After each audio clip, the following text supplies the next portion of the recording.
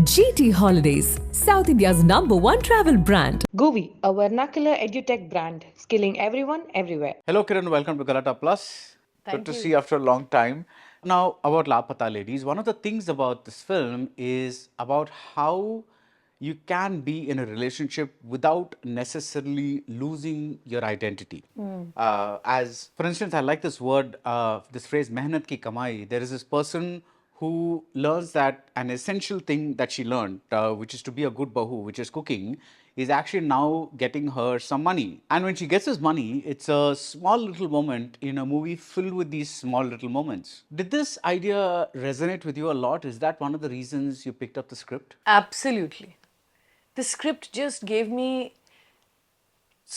was so ripe with possibilities and potential to say so many things. I mean, and that too through, this sort of fun, caper, adventure story, almost suspense, but it allowed me to kind of open those little conversations up that I feel we must have with girls, with older women, with men, with all of us as a society, and that moment for me was very special because it's that same place that she ties it where, I know that many people wouldn't have seen the film yet, but it's where she ties the khoicha, which is a symbol of marriage. I mean, it has dubha, haldi and muthi bhar dana of chawal, and it's a sign. It's supposed to protect your spouse, that too, not even you. It's like it's a shagun for your husband, and in that same place she ties a symbol of her independence, where she's being valued as her labor is valued, and that small moment of I don't know, pride, a little satisfaction in the fact that she could do it too was so important for me. I mean, it's one of my favorite moments in the film. And this was in the original draft. Actually, Biplab, the story he wrote was quite similar. I mean, the characters were almost all there. Manohar and Manjumai, the two other characters were. Manjumai was not there, and Manohar was very different. But the genre was very different. What the story he'd written was very sort of. It was realistic. It was a drama, and it said a lot of important things, but it said them. It was very on the nose in that sense about what this film is talking about, But I could see that we could do a lot with it. So we retained a lot of what Biplab wrote in terms of story structure. And of course, the original hook is his, and the resolution is also his, where she goes off. Well, I shouldn't say anything. But the genre change brought with it these kind of little things, the mystery element of this one character, Phool's journey, because Manjumai wasn't there, so Phool's journey and how that just changes to clarify, her. Phool is one of the protagonists. One of the protagonists. There are two girls and she's one of them. And a lot of this changed when Sneha Desai came on, and we kind of worked on what we wanted to take from Biplabs and what we wanted to change, what we wanted to add to it in a sense. So a lot of Manjumai is entirely a creation, which I mean I was really wanted a strong character like her in the story to kind of be an example of what women can possibly do with their lives, And the one person who came in even later in the last stages was the kind of cop that Manohar is.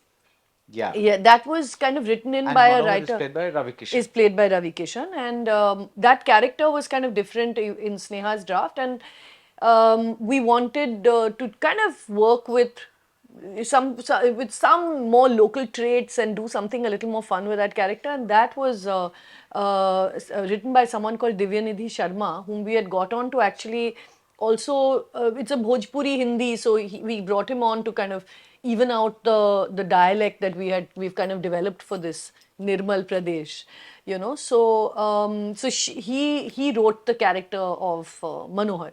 Right. Manohar and Dubey were his creations in a sense. Right. So yeah, it's been an evolution in a sense from Biplab's original draft. Now, do you think it is important for a movie to have a message?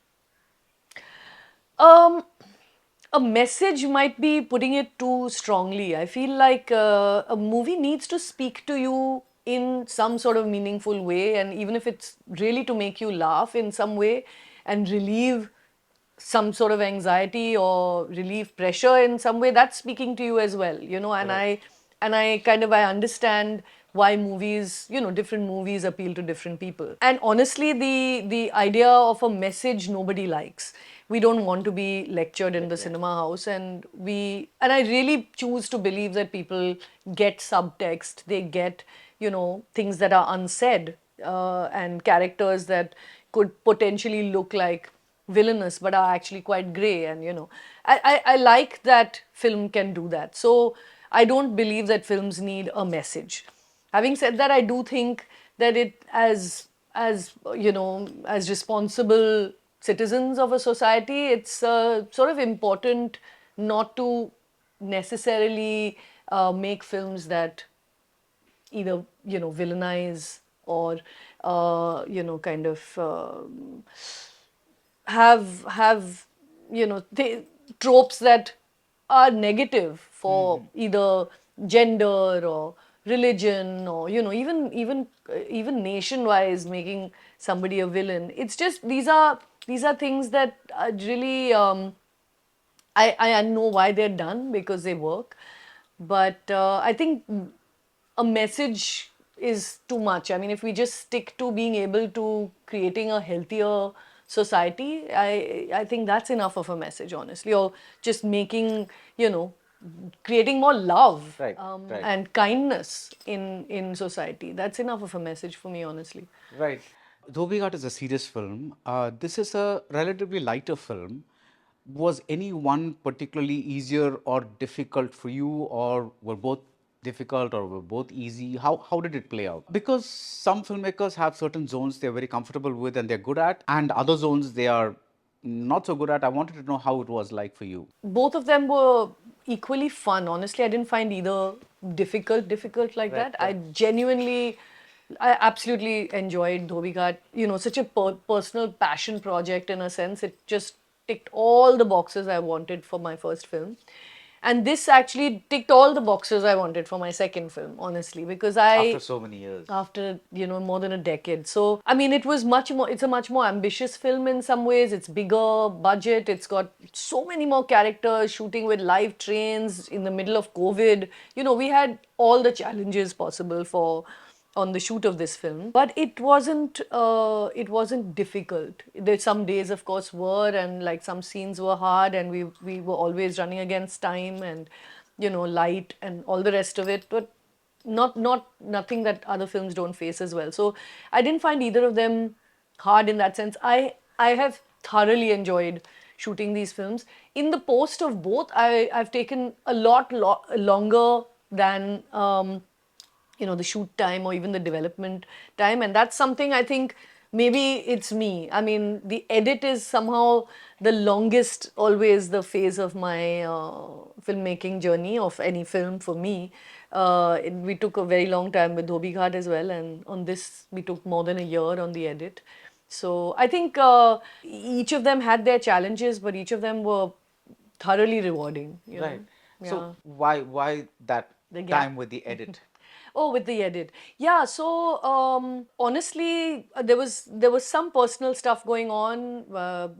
You know, I had some personal issues for a few months, but I took a while to settle on Jabeen Merchant, who was my editor, and once she came in, things became much smoother, and working with her was really a delight, because you know how it is with comedy, it's like finding the rhythm of it. And honestly, the film has several more scenes than you see in the film today, and it took that long to actually arrive at what we just absolutely couldn't leave out, and what we just needed to, even though we loved those scenes and they turned out really well, and you know, the rest of it, we had to kill some darlings.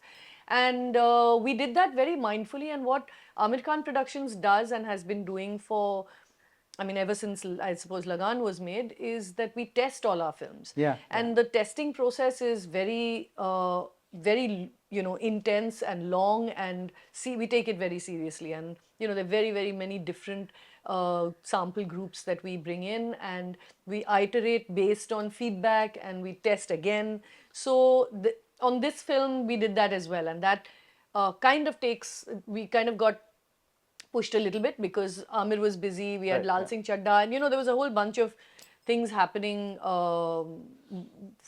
because of which we took a little bit longer. But after that feedback, I went back and actually made some pretty serious structural changes to the film, and I think that really worked. I mean, what you see now is the result of some of that feedback, and I think it just needed that time to arrive at the right place. I mean, literally up until post TIFF, we've gone back and done a little bit more tweaking to fix it in place, but literally down to the last frame, we've sat on it together, Jabin and I, and Is there a different version that played at TIFF versus what's going to be released now? marginally. I mean, so marginally that there's half a scene that we kind of we extended a small part of a scene because we felt audiences here would enjoy that. We also obviously have the interval Yeah. in the India version, and the other thing that we did was we changed the. We got in the final singers. When we went to TIFF, we didn't have all the voices that you're hearing now. So Ram had originally sung Sajni Re, so Arijit Singh has sung it now, and Shreya Ghoshal has sung Dheeme Dheeme, the last song. So those changes also made us tweak the edit because the length of the song changed. So marginally, very, very small things. Nothing that anyone who'd seen it at TIFF would miss. Right. There is one set of filmmakers who believe that film is a very personal medium and a film is a very personal creation. So they're like, whether it's right or wrong, it has to be me. This is my film. This is my product. Whereas testing the film is basically saying that the audience has a way in saying how the film is shaping out. It's kind of like bringing the audience into the film and saying, I'm going to let you be a part of my creative process, not fully necessarily. What your thoughts are? Yeah. You know what? Actually, we don't take all their feedback. But what happens is when you say screen the film for 100 people, Right. it's not like you go, somebody will find something long, somebody will not have understood something, someone doesn't like a character, someone feels, you'll have a range of different feedback, and people will love something, and it's actually what that larger sort of screening process does is that it lets you zoom out to be able to see, is there some recurring issue why some feedback comes time and again, is there some, and it's happened to all our films. Right. Where people might have articulated that, yeah, it's too long, but it's often it needs something to have been slightly altered at another point to not, without changing length. It's a perception that they are trying to express. Being in the kind of business of communicating with large numbers of people, I think we want to do it optimally. I mean, it's not like we'll change our story to suit you. Sure. Or even, for instance, necessarily take all the feedback on board.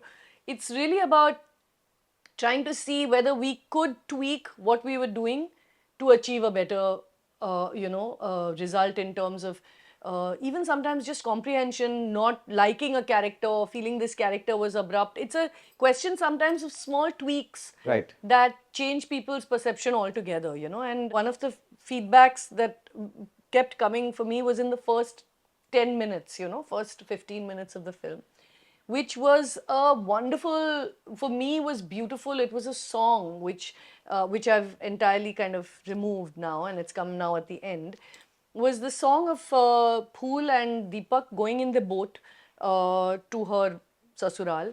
And the boat was going, we kind of designed this song as I'm just giving you an example, the river of life, They pass all these sort of situations that they will be presented with in their lives. So there's, someone is fishing, some ladies are drying a sari, children are running along the bank and jumping into the water, and there's a cremation on the bank. So you see the cycle of life, and through that boat journey, they come closer together. And by the end of the journey, her fears have abated slightly. She's more comfortable with him.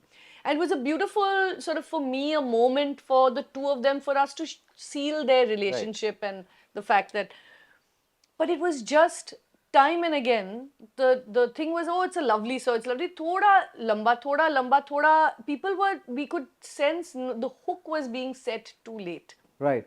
as a result, because the swap was coming much later. And I mean, it was with a sort of very heavy heart that I had to absolutely cut it out, you know. But I realized the benefit only after I had done so many screenings. And then when I tested it without that song, and we kind of had a much shorter song, Beda Par, which is a lovely song. The mood of the song is very different. The whole bidai and the sadness had gone, and it's a more fun song. It completely changes your experience of the film, and that was where you're actually beginning to get into the film. So without that feedback, I might have stuck to the original story that we'd written and gone with that, and I would have lost the interest maybe of a large number of people, when honestly we want to be speaking to everyone. Right. And I feel now I've made that song has now, as a result, come at a time when you really feel it at the end, you know, where, you know, I won't say what it is, but Dhime Dhime is coming now at a much more poignant point of the film, rather than the beginning when you don't really know these characters. Right. So I think it really helps. It makes the film that you want to make the best possible version of itself. Right, right. The reason I asked is because some of the directors I speak to, they are stubbornly resistant to the concept of audience testing. I mean, they fight tooth and nail to kind of have control, final cut, whatever you Right, want to call right. it. I guess it's an individual choice. When you see it, I'm hoping you still see that it was made by an individual with a particular aesthetic, and you know, No, it's no. got my, Yeah, you know what I mean? Yeah.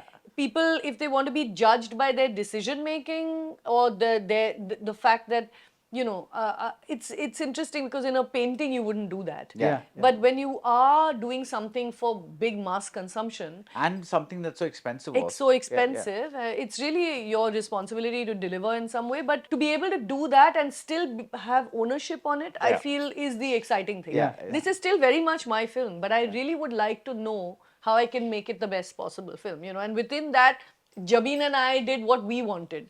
You know, there were some things that we were like, no, this we can't let go of, or this we have to let go of, even though we love it, you know. So those decisions, of course, will always be yours. But it's I think in some ways the reason why Amir Khan Productions has mostly only had successful films, because Right. all of them have been tested before we put them out. Right. To give you a devil's advocate kind of argument, Lal Singh Chadha was also tested, and that's a film that did not do well. It did not, yeah. And there are two things. One is, do you think the film would have done better had it been released pre-pandemic? Because there is this logic in some areas that film viewing has changed post-pandemic, and people want a different kind of movie these days. I feel sort of our habits have changed, our film consumption patterns have changed. Honestly, our ability to, like, our patience on some level for films has changed. I know mine has. So I kind of imagine that it is a thing. You know, people will switch, and I have 10 OTT channels that I can stream from at any given point, and the cinema habit has reduced. But having said that, if the film was a film that appealed to people, they would have gone nevertheless. So I don't think we can blame it necessarily on that. The business, of course, was probably not yet where it is perhaps even today, 2 years, 1.5 years ago. But the film didn't work. I mean, it just didn't catch people's fancy. They didn't like it and they didn't go to see it. And honestly, that was the failure of the film, perhaps. It wasn't necessarily that people's habits changed that. So we're talking about testing, right? So when Lal Singh was tested, I'm trying to get at, did it test well? Did it test good? Did it test okay? What did people say? I mean, we did test Lal Singh a lot, but Lal Singh was in some way the casualty of COVID. Right. We hadn't shot. We had to wait a whole year to finish shooting the film. Right. And so putting it together, even testing it, the VFX on it, all of that kind of, it was very hard in some ways to even test it, because parts of the film just hadn't happened, hadn't been put together. And so it wasn't quite like any of our other films in a sense. So testing also wasn't that rigorous. How to release it was constantly the issue. Cinemas hadn't picked up yet. should it be, Yeah. straight to OTT? It was an expensive film. So, there were lots of things involved. It wasn't so much one of those where we were like this one, testing and then, doing what we usually do for cinemas, go the usual route of promotions. And Right. it was I think, different for many reasons. Right. You give this impression, you're of course part of the industry because you make films and you move around in certain circles, but there is also this perception that you're not in the industry. Somewhere like in the border, one foot here, one foot there kind of thing. Is this something that you consciously do, or is this just a perception that some people have? Actually, I don't consciously do anything. I mean, honestly, I'm, part of the industry in as much as the work that I do is part of the industry. Right. And the industry isn't really a thing, Yeah. honestly. It's like people think of it as one sort of unified whole, but it is not. And, everybody has their groups of friends and people hang out with they're either, or they have their little studio universes Yeah. that they're part of. And Amir Khan Productions hasn't ever been that. I mean, we've collaborated with so many different directors and people and, technicians over the years, and they've remained friends. So those are my industry. And they all are part of the industry. Right. They all work in the industry. So I very much consider myself part of the Hindi film industry, the film industry of India, of the many film industries of India. So I feel very much part of it. And I guess it's the whole glamour side of it that people assume that I would be part. And honestly, within the world of, sort of the page three glamour of the Hindi film industry, there are lots of friends. I have lots of friends amongst them, but it's not necessarily that they are my only friends. I have a huge other life and many sort of lives that I'm part of, honestly, because of having studied in different cities and.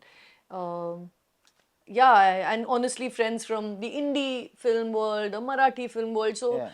I kind of feel part of lots of different worlds. Worlds, yeah. Yeah, so I'm not any one thing, and that's probably what people pick up on. Pick up. No, the reason I asked is also, let's take Zoya Akhtar, right? Another favorite filmmaker, and she's kind of got her own voice, all those things. But you see much more of her in the news. She's opining about things, whereas you seem to be a bit away from that. Like we hear about you when you're making a movie. You seem to be the news then, but otherwise. Yeah, I guess if I was, I mean, I don't really like. I just took Zoya as an example. Absolutely. Yeah, No, yeah, I just yeah, don't like, I'm not a big fan of like, going around and having to, I don't like speaking engagements that much. And honestly, I really wanted to be making more work, and I was working behind the scenes, and now I'm kind of directing again. But it's not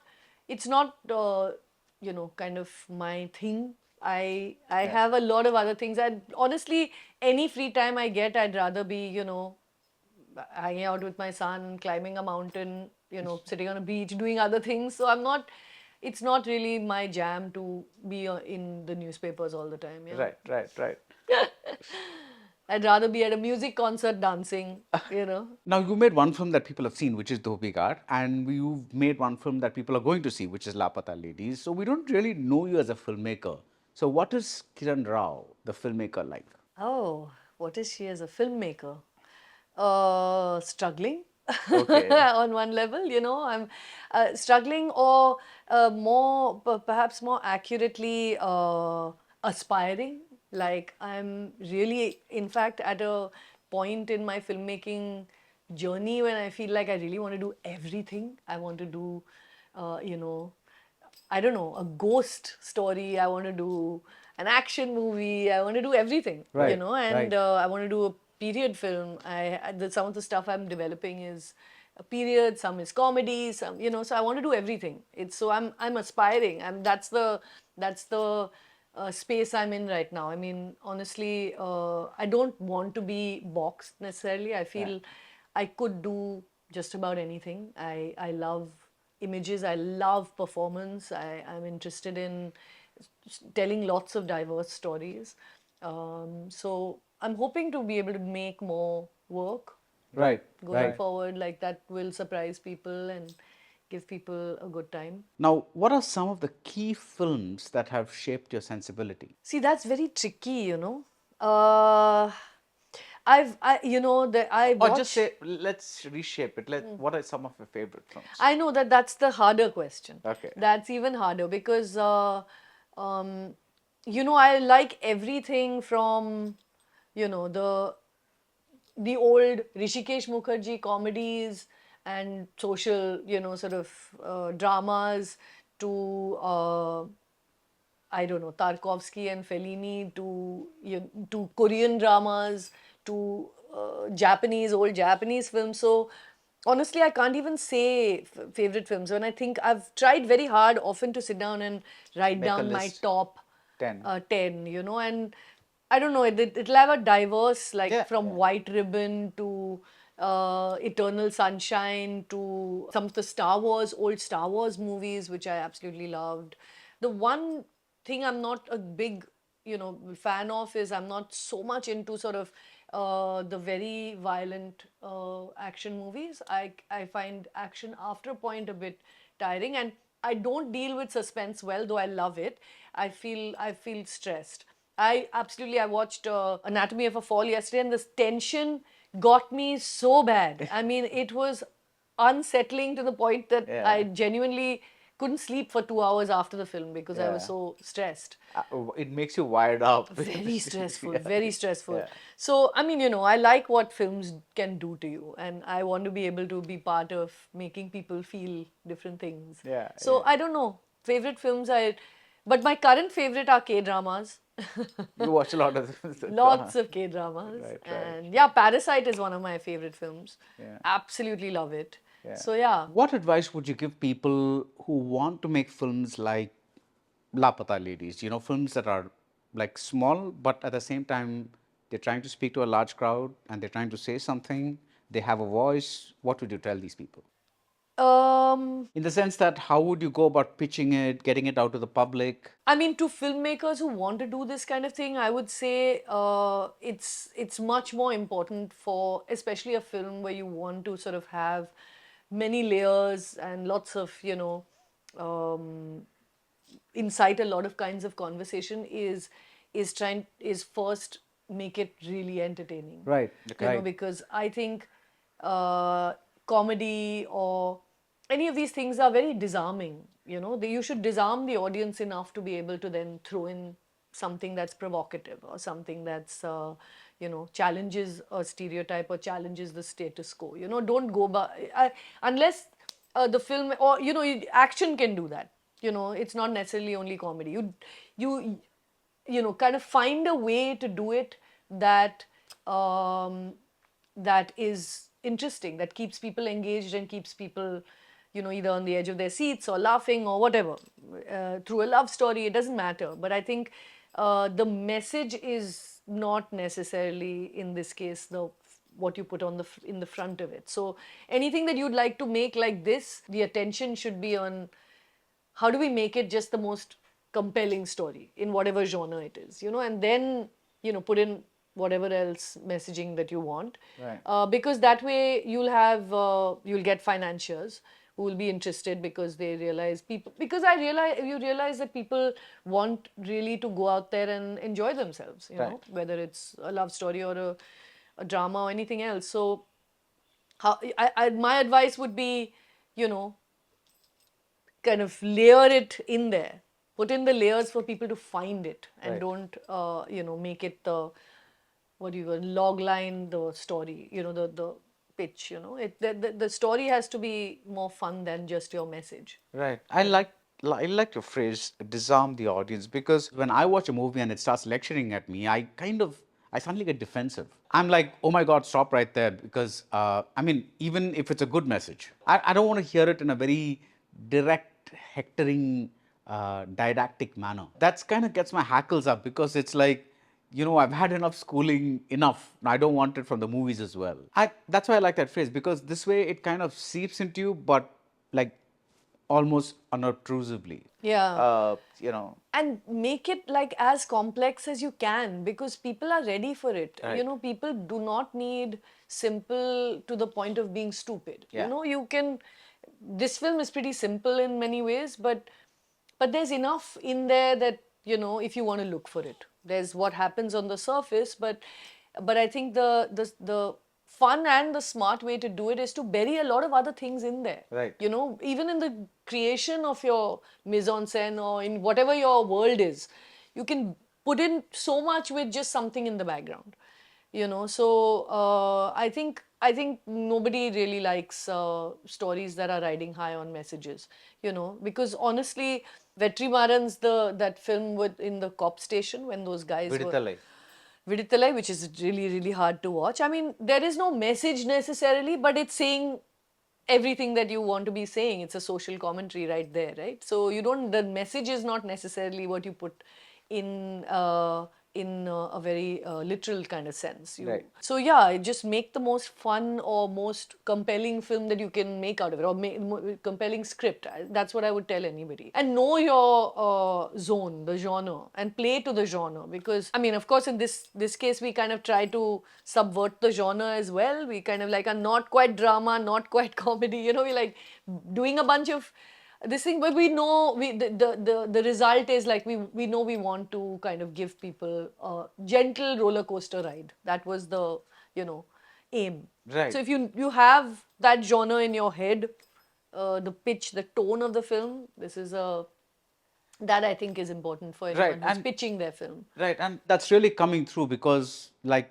when a very dramatic arrest happens, and we won't talk about who's getting arrested, it doesn't go overboard. The music is understated. The scene itself doesn't go over a particular pitch or meter. It's all very unmelodramatic. There's a certain understatedness here, even though you're, like in the other parts of the film, even though you're playing with certain genre elements that would typically be dramatized a lot more. Yeah, thank you. Because that was, you know, that is the trick. You know, we would.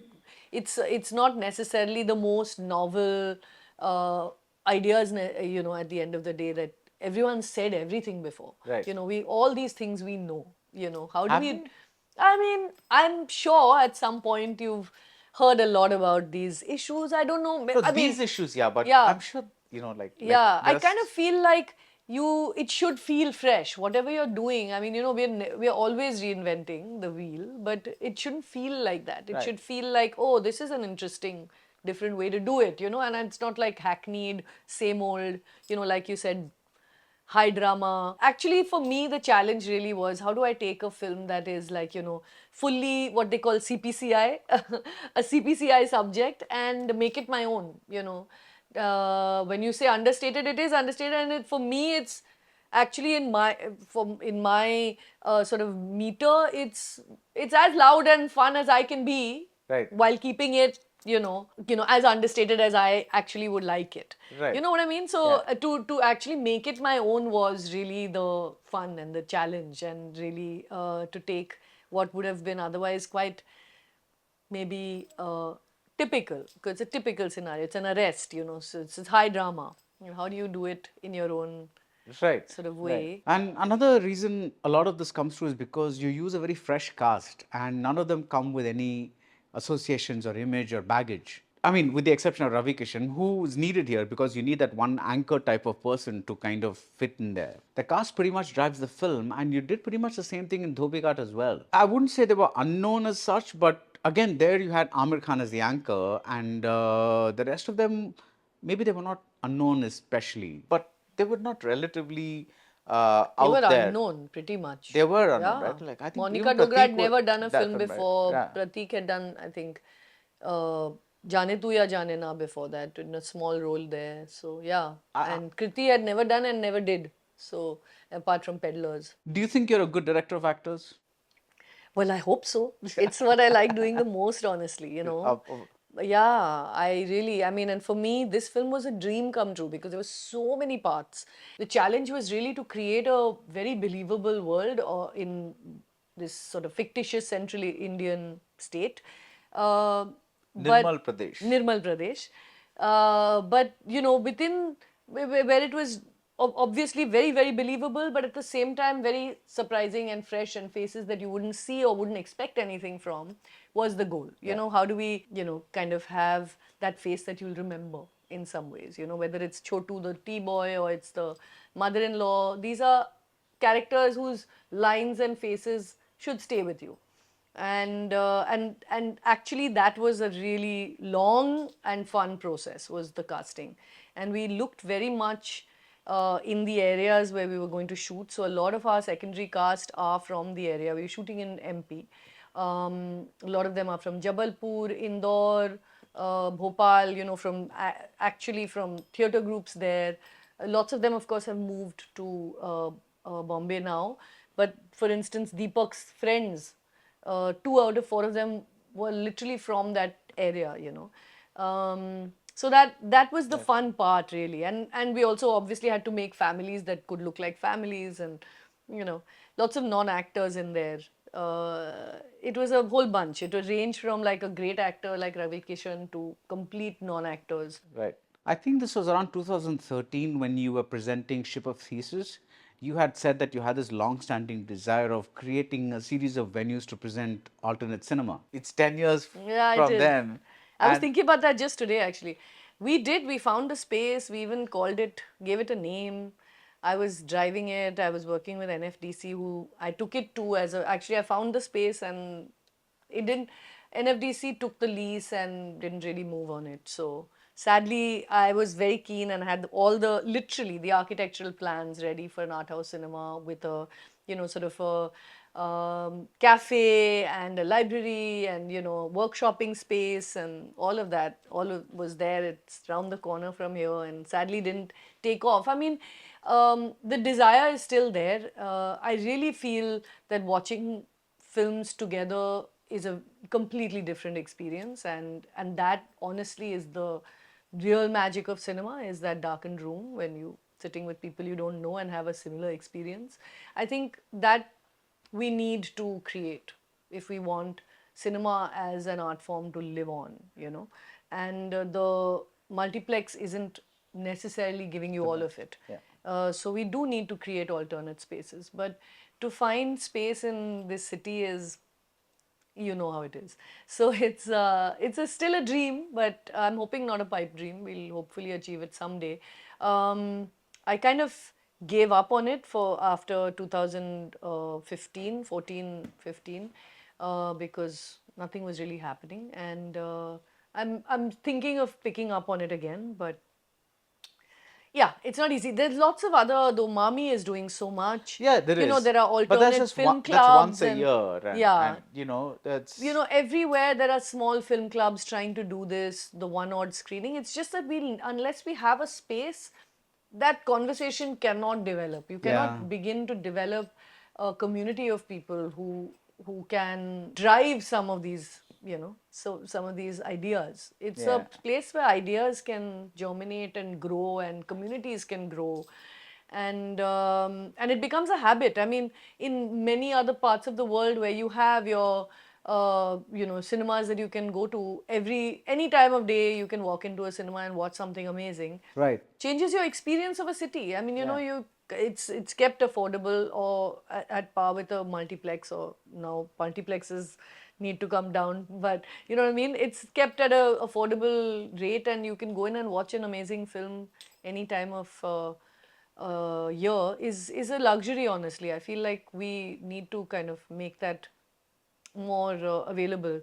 Having said that, of course, now OTTs are scratching the itch. They're giving us everything we want, honestly, across all these platforms. So it's harder and harder to sell it as an idea, because Yeah. just like retail has given way to so much online shopping, similarly, you know, streaming is going to, you know, has taken over.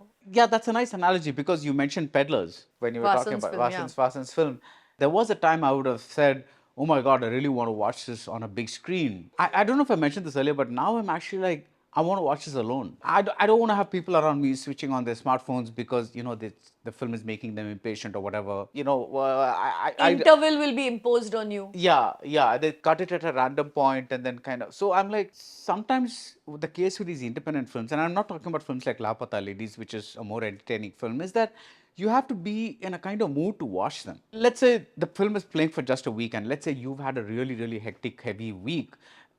it may not be convenient for you to go watch that film right then and there. I mean, there are pros and cons to everything, but the thing with OTT is I can watch a film a year after its release. Yeah, it It's there. becomes an incredible archive Yeah. for you to dip into at any point. It's a hugely convenient and some resource that I fully thoroughly love having. I let me not like diss them at all. In fact, I'm really grateful because I get to watch things from all over the world quite soon after they're released. I mean, it's amazing, honestly, what streaming has done for us. Earlier we had people pirated. I genuinely never knew how, but like, you had to pirate everything. Right. How would you watch anything, There are people like Tarantino who say that maybe you should pirate these things because at least that way people will see stuff. Exactly. Otherwise In they would. places where you do not have theatrical releases and we didn't have streaming, where are you going to watch it? So, that argument I completely buy. And that's why it's reduced, like the theatre going experience has reduced to those tentpole spectacle kind of films where, you'd only go if that kind of sound and kind of visual experience you feel like my small TV will not give me. And for a drama you don't want to go, or a love story, I can just watch it on. But I feel like, and I recently saw Anatomy of a Fall, like I said yesterday, in the cinema, and it changes the experience of watching anything. Yeah, honestly. yeah. So even Peddlers, I would say it would be different It for will. you. Everything it's is. like watching Asghar Farhadi in the cinema. Yeah. You can't, like, it just changes everything, Right. And I feel that's the tragedy, honestly, that like we don't have everything playing in cinemas. But you're right. I mean, unfortunately, things don't run for 75 weeks anymore. Yeah. You're lucky if they run for more than a week or 2 Yeah. weeks. So when how to catch it at the right, the show where the cinema of your convenience, and sometimes it's really expensive, and it's a consideration for everyone, time and money and the energy it takes to make that booking and go to the cinema is something. But it's honestly unparalleled as an experience, I think, or for any good film. Yeah. And a lot more people, I feel, will come back to the cinema now because you don't get that experience. You do feel in fact, when you're sitting at home, you feel the urge to check your phone or pause it to take a call or pause it to go and open the door. I mean, you can't turn off the world when you're at home. Yeah. But that cinema gives you the freedom to turn off your phone and just be in that space. Ideally without an interval. But for Laapata Ladies, it was a good interval point. Yes, no? Yeah. Yeah. We had written it in, Yeah. which is why it works. I mean, Dhobi Ghat, unfortunately, I didn't write with an interval, so it always felt like an imposition and like a sudden break in the middle of a film. But yeah, Laapata Ladies, we kind of engineered to that point. Yeah, I think the weirdest interval point I've seen is, there's this movie called Italian Job with Ha, ha, ha, ha, with ha. cars Michael and all. Caine. No, they remade it, I think, with Oh, Mark okay, Wahlberg, I think. They okay. remade it. It's the same thing. So the car is backing out and then cut to intermission. And then the second shaft begins and the car is like Going back on the forward. road again. I'm like, had you just waited 2 seconds, you'd have seen the car back up and get on the road, and then you could have cut to intermission. It's just bizarre. It's It was bizarre. like it's just It's kind of- always a shock. Yeah. For most, like even yesterday, Anatomy of a Fall, it was, because you Oh, have you saw the it with an interval. We had an interval, and it cut to the anti-smoking. It kind of cut immediately to the Akshay Kumar anti-smoking ad. So it was like the biggest kind of, Jarring thing. most jarring kind of cut. Yeah, but I mean, I'm glad they're showing these films. I'm not nitpicking. I'm like, great. I'll take the interval. Give me an interval, but give me these films. I'm really happy Right. if they come to cinemas. And we were speaking about Laapata Ladies, and you are going after a larger audience. What is the OTT situation like? Have all the deals been locked? Because there is talk now that OTTs are only going after particular projects that have stars or big names, or particular projects that are safe. And this is not like the older days where they pretty much wanted to build their library and picked up everything. Yeah. Is Yeah. that a problem that you're... I mean, it is true. It is a buyer's market in that sense. And OTTs do have now the pick of the, litter in that sense. And they will go for things that I think, like any business, they want to, go for the things that they think audiences want to watch. But this film does have an OTT streaming partner already, which is great. But it is something that now filmmakers will need to consider, because what happens is actually that's where your film is now going to be watched by larger numbers across time. Yeah. You know, and they often, the streaming partners are almost covering the cost of your film. Yeah. So if you go to cinemas, it's actually a plus. You know, that's for small films, that's what happens. So we're lucky that some OTTs are still around that want films of not only, the big flying cars in the air and massive action films, but it's true, it's harder, I think, now than it was. I mean, I think even 2 or 3 years ago, I feel like there was this I don't know, this optimism that the smallest films will be on OTT, that they're there. I still do think that they're going to be there, but they're going to be there for really select films and not just everyone. Right. And that's going to be, unfortunately, the way it is. I really think the one of the big ways out for smaller filmmakers is for us to develop the pay-per-view kind of model of business for films, because if you put any small film out on, I don't know, of course, piracy exists and people may not bother. But if I wanted really to do that for small films, create a tiny, which Mubi to some extent does, which is great. I mean, I think it's one of the best streaming platforms, period. Platform where if people pay, you can at least see the upside of a film that does well. You know, sometimes these shorts have millions of views. Yeah, yeah. I mean, even if you had to pay 5 rupees to watch it, or 2 rupees to watch it. I mean, that counts for something. Yeah. I think And there was a filmmakers, platform called Movie Saints, if I'm not mistaken, that Is tried that right? something like that. Yeah, yeah. I feel like if they made it super easy for YouTube, it would be the best place to release your film, honestly. Because that's what, honestly, the most of the world is on. You'd reach the world audience at a go. And people, you could price it at whatever point you could to make it accessible, from a student to someone who's paying in dollars, somebody paying in rupees, but you can still figure it out, and of course you can geo-lock it for whatever regions. But yeah, it is, for smaller films, it has always traditionally been hard, and I don't think necessarily OTTs have entirely taken away that burden from small films. But like, I think the best always float to the top and manage, whatever size they are. Right, right. Yeah. So, all the best for Laapata Ladies. Thank and you. that said, I hope to see a flying cars movie from you soon, so that you kind of... Aapke muh mein ghee shakkar. Thank you, Kiran. Thank you. so Thank you, Baradwaj. That was fun. GT Holidays, South India's #1 travel brand. GUVI, a vernacular edutech brand, skilling everyone everywhere.